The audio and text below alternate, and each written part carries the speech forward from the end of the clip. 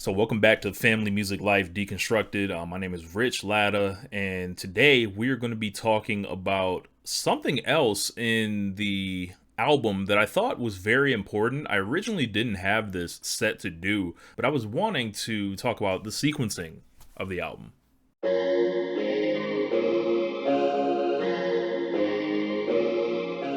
So Family Music Life has 15 songs on it, 14 in the actual album, and one I included at the end is kind of a bonus track. So a lot of the great albums that I was a fan of, like the Black Album or the Blueprint from Jay-Z, we were on that 13, 14 song threshold, one could say. And, I threw that extra one on there because it was a song that I originally produced for Alex E. Miller. And I made that beat in my old apartment. We created it pretty much on the spot, and that was a new kind of style of production for me at the time. I think that was like 2015 when I made that song, actually. And I looked at the rest of the stuff, and that was originally going to be his song, but he didn't really have a outlet to release it, or a way he wanted to put it out. So he was like, "Why don't you just keep it for Family Music Life?" I was like, "All right, I'll throw it on at the end." I produced the track anyway. I'm not on the chorus, but the whole thing just kind of works like that. So that's why that bonus song was on there. But let's start at the beginning. We got "I Want the Props" for the beginning. Of course, that's the intro. The way that song comes on is Rocky music. It is theme music. It is something that makes your heart pump, and you got to have a great intro to start off. I started next with Early Morning Dreamin' because I felt like we were on such a high right there from that other one. I wanted to bring them down, but at the same time let people know that we're coasting. We're going for a ride on this next song. So that's why Early Morning Dream was number 2. I then transitioned into Scared Out My Mind, which was more high energy back again, and I thought it was a good way to come off like the vibe of Early Morning Dreamin' into something a little more hectic. So from there, we went to Hair. At this point, this was me trying to, if you're listening to it straight through, which is how I kind of designed it, Hair is sent to take you somewhere else. I'm now going into social commentary, and it's literally turn the snow globe upside down. Like now we're somewhere else, because there's 2 songs back to back with social commentary on it, and I wanted it to have like this very triumphant and I would say defiant feel to it. So that's why the horns of Hair kind of illuminate that, and then that rolls into Letter to Colin Kaepernick. I thought when people saw this on the track list, they would be like, number 5, Letter to Kaepernick. I'm like, that might be interesting. So you'll see Hair and Letter to Kaepernick put together.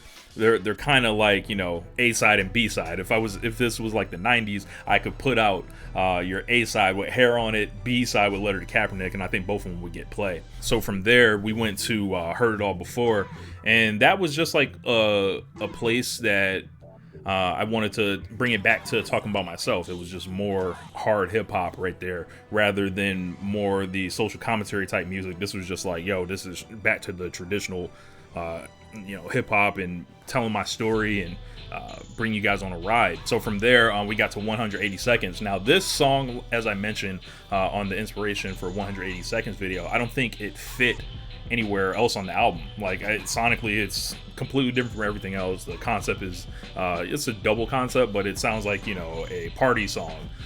So looking at the track listing, like I said, we've got I Want the Props, Early Morning Dreamin', Scared Out My Mind, Hair, Letter to Kaepernick, Heard It All Before, 180 Seconds, Basketball Dreams, Daddy Cool, The Glow, Real Life Rap, All Time Great, I Miss Rockefeller, and The Straight Snapping 2. It's sandwiched right in the middle of these different tones, I would say, of the album. So that's why that's there.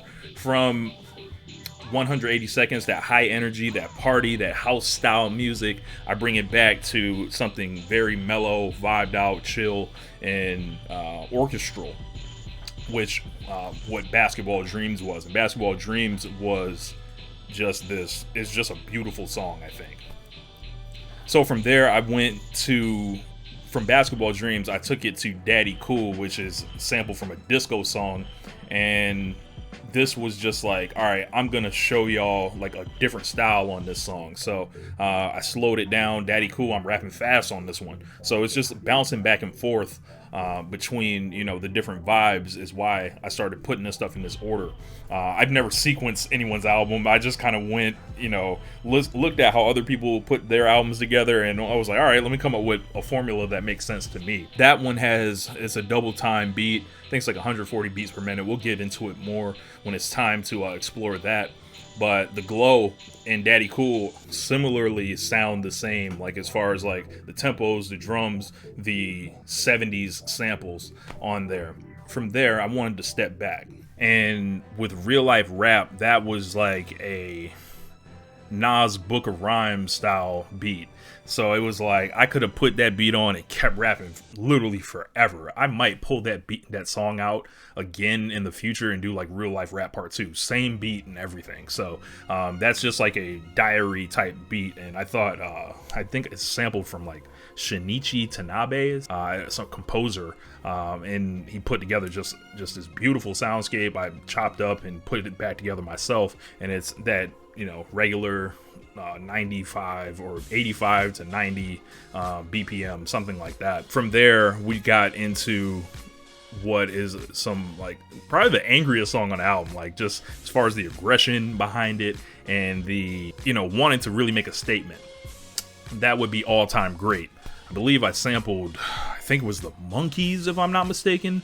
I would have to take a look at it, but that one is like I felt like if someone played Jay-Z's Takeover, right? You could answer it feasibly. If you were to do a diss song back to him, you could use the All Time Great beat for it. It's really, you know, just rocking, like just angry, gruff, like I think Freeway would sound really good on it, actually. Speaking of Freeway, the next song was I Miss Rockefeller, straight back to the soul samples right there.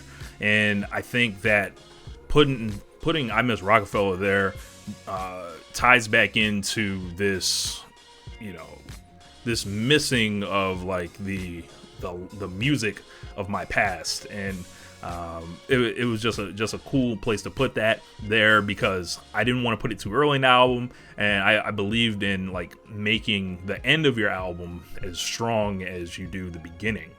Some people were like, yo, let's load up the front. I don't know if they're gonna get to the end, but I felt like if the beginning of my album is good enough, they'll want to hear the end. And from there, Straight Snappin' 2 is like the story of my life up until that point. These first 13 songs were like different chapters, different perspectives that I saw the world from, that I lived. And then Straight Snappin' 2 was like, hey, if you really didn't understand the rest of the album, this is this is what it's about. And it's the long song with no hook and just a very big storytelling feel, a review of sorts of everything you heard, some stuff you might not have heard, and something that I thought would be really special. Well, my Straight Snappin' series never misses. I hate to say it like that, but it never misses. I'm on Straight Snappin' 4 at this point. We'll see where Straight Snappin' 5 comes from, but this was Straight Snappin' 2, and I think that that's always going to be, when you see Straight Snappin', that's a brand. You're always like Pepsi, you know, they say. But yeah, man, that's why I sequenced the album the way I did. I thought 180 seconds was the bridge between the first half and the second half of the album, and from there it was just like we're riding the vibes, you know. And at the end, it was like, all right, cool. Like at the very end, the last rhyme in Straight Snappin' 2, We Different pops on. It's like this jolt of energy. It's like the credits of a movie. Like they put the song on there, and that makes you happy again. Like after, like, oh man, the movie's over, but then like it's weird. It is hard to describe it, but it's like the title song to the credits, and that allows you to transition back into everyday life. But anyway, that is why I sequenced Family Music Life the way I did. Hope you guys enjoyed this little kind of stream of consciousness about Family Music Life. But yeah, this is Rich. I'll holla at y'all. Peace.